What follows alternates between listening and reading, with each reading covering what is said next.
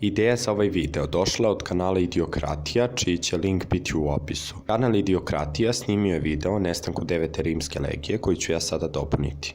Istraživajući ovu temu, naišao sam na jednu jako zanimljivu knjigu, a to je Orao 9. legije. Knjigu Orao 9. legije napisala je Rosemary Sutcliffe, koja je jedna od poznatijih i priznatijih historičara, koja se već dugo vremena bavi Rimskim carstvom i piše knjige o Rimskom carstvu.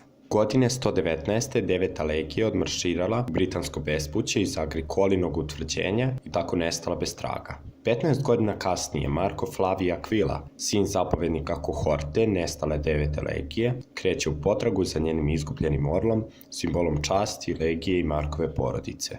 Decenijama se istoričari pitaju kako je moguće da je najmoćnija, najslavnija i najuspešnija rimska legija prosto nestala. Ne postoji nikakav istorijski trag o sudbinama njenih legionara, koje kao da su progutale škotske šume.